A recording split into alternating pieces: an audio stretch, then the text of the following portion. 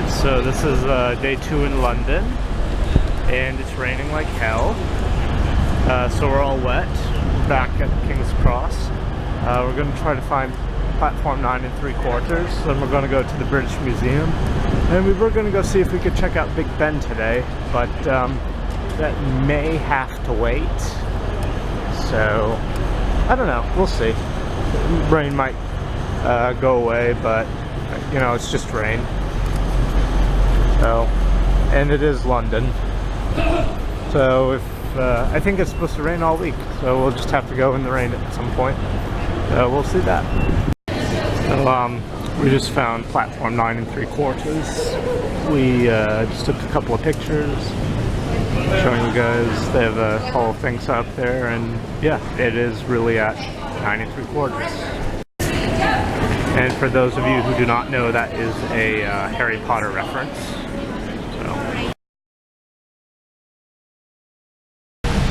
Right now, so we're just making our way over to the British Library, then we're going to catch the metro to the British Museum, which is free. Yeah, so just a quick fact about the British Metro, also known as the Tube.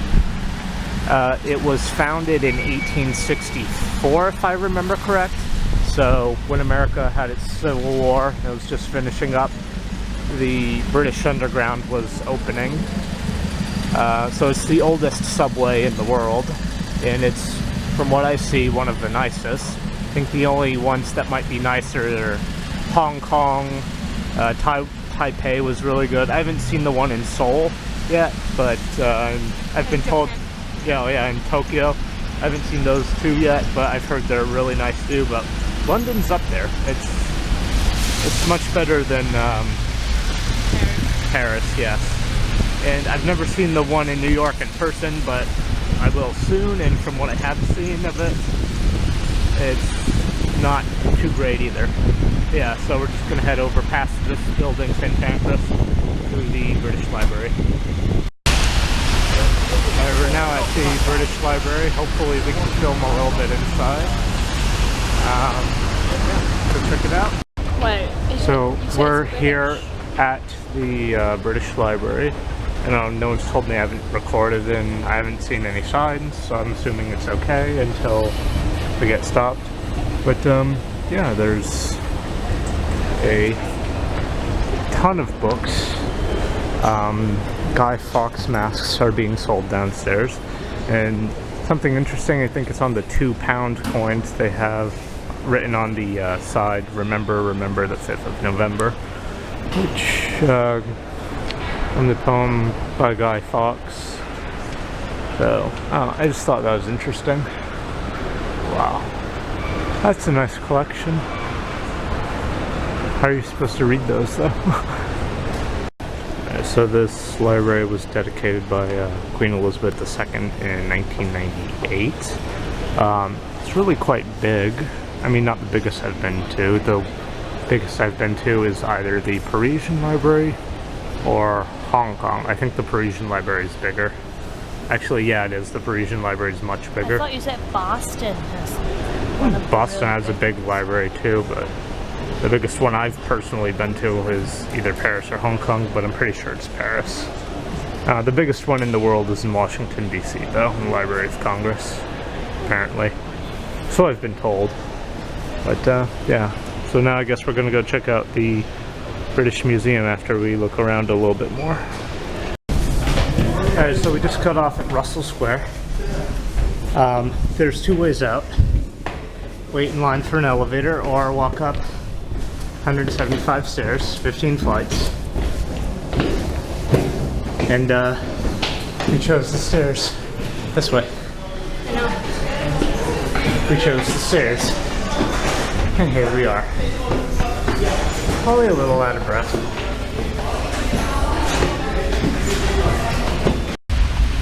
And now just making our way through this lovely little park. It's still raining on and off. Like, it's not raining at the moment, it's more sprinkling.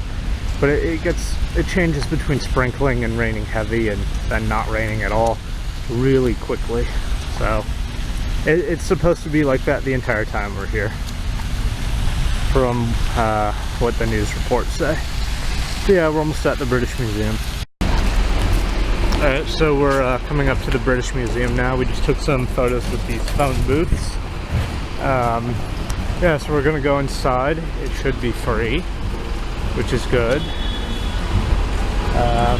Lovely building. This very much reminds me of kind of the outer boroughs of New York City and Boston. Like I said, London is basically a mix between Hong Kong and Boston. At least that's the way I see it. Okay, so back on the ground again. Very nice neoclassic architecture, big British flag. All the French flags we saw in Paris were pretty small. The grounds are pretty big. Lots of nice architecture, posted guards. Adele was just taking pictures for people. Yes, I'm in the puddle, yes. The ground is wet, it's raining. I am, I'm taking photos. Like people come, I was like, can you take a photo of me? Yes, And so, another person comes over. yeah, so that has delayed our entry into the museum, as it were. Yeah, so Adele has been taking photos for people. Ooh, there's a Viking display. Oh yeah, we looked that up online. We have to pay to see the Vikings, but we can go in and see the other stuff. Which is too bad because, yeah, unless we're members. I love Viking history and artifacts, but oh well. Let's go inside. Okay, so we're inside. This room, very big,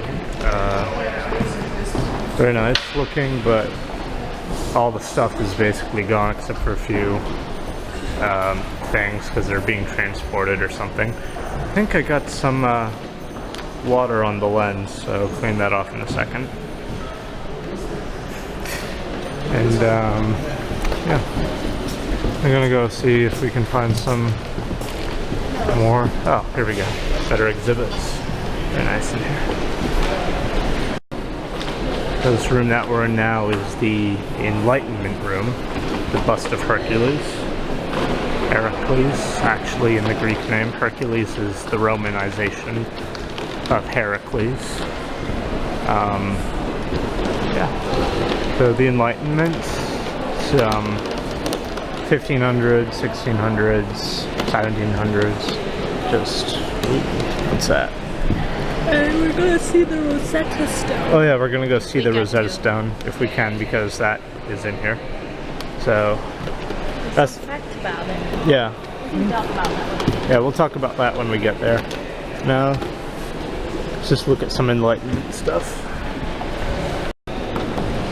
So some of you may or may not know, the Enlightenment era was also called the Neoclassic era, which, if you don't know what neoclassic is, it's a revival of Greek and Roman architecture, art styles, basically literature, anything to do with the Greeks and Romans, they tried to revive during the Enlightenment, which is why we have all this architecture with pillars and such. Here we have some artifacts from King George III's library. If you don't know which king that was, I suggest you open an American history book and turn to page 1. That was the king during the American Revolution. Oh, King George III. Adele is tired. Because this person woke me up so early and told me it's 1, but it's only 10. So, yeah. Let's see what else we have in here. Nice sculptures, very lovely. Oh, some Egyptian artifacts. And then some Greek.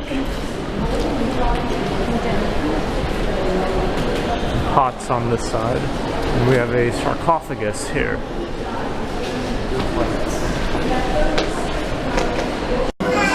Here we have the ancient Near East section. Sudan, Egypt, the Middle East. Some Egyptian hieroglyphs here. What else?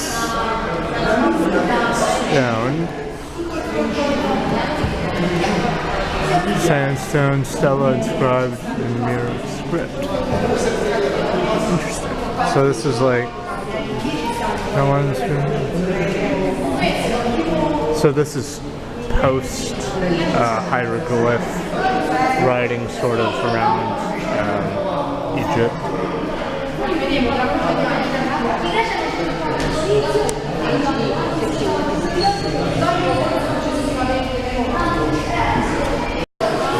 This room is extremely crowded.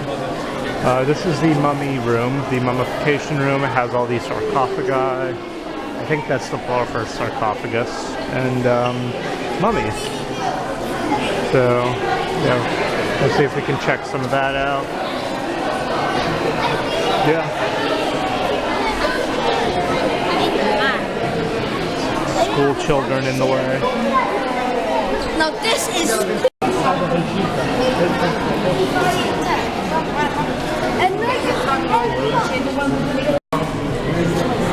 The mummy of an unidentified woman, as the card reads right here.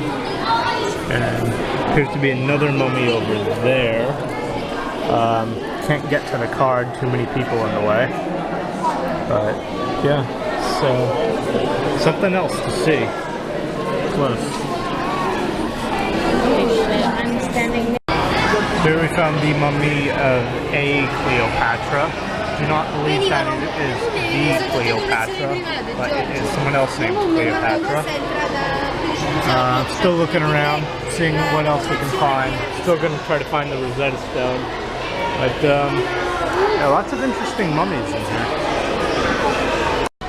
Yeah, so we were just leaving the mummy area, still trying to find the Rosetta Stone, and we came across that.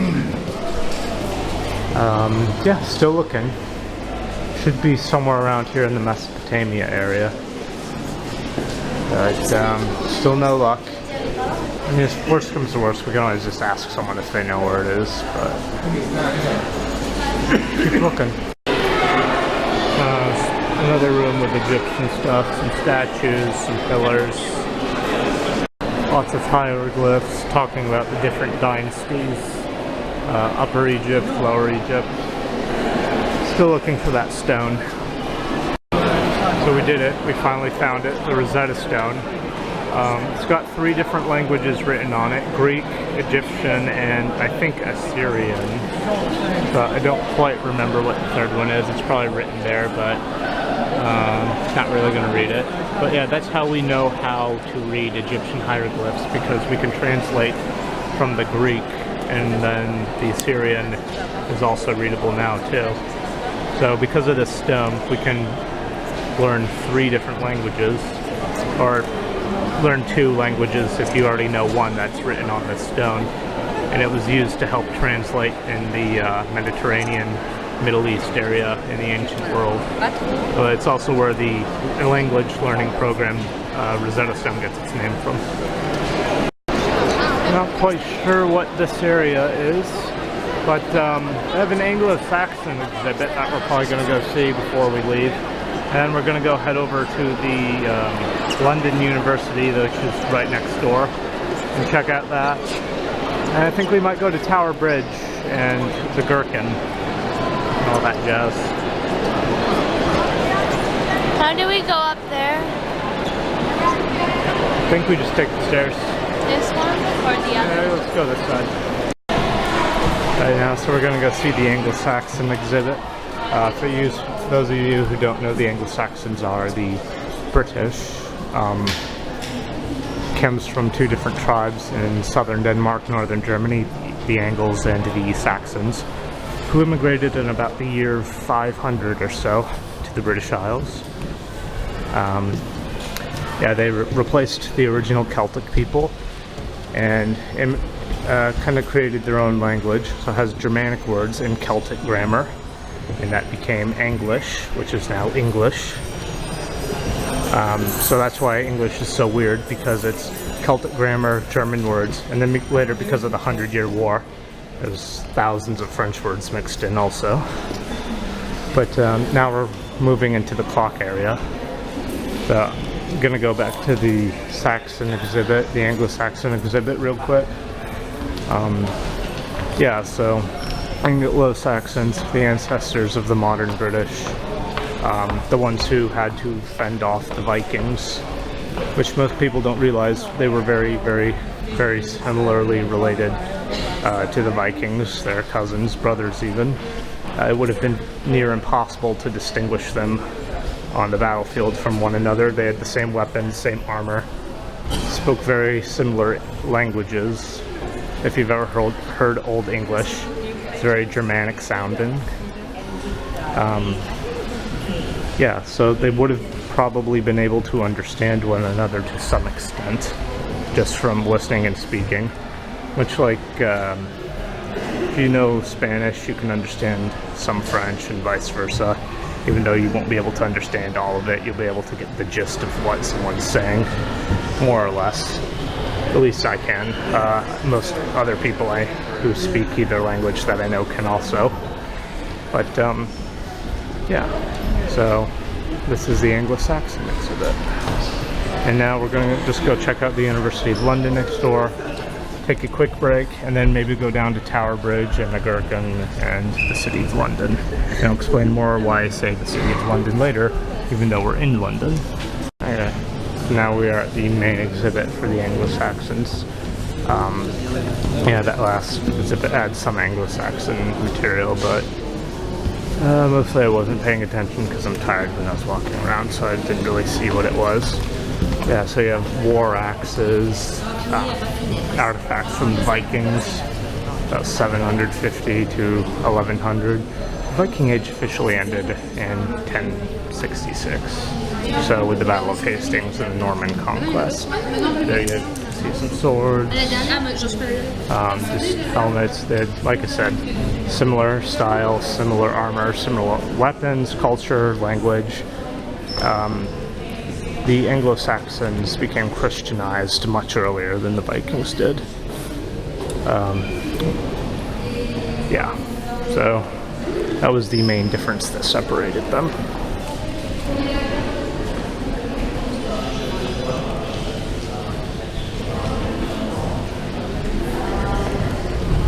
Not sure what else to say about them at the moment, but they settled in southern England in areas now called Sussex, Wessex, and all that, which is short for West Saxon, South Saxon, Wessex, and all that. So, yeah, you can see where that would come from then.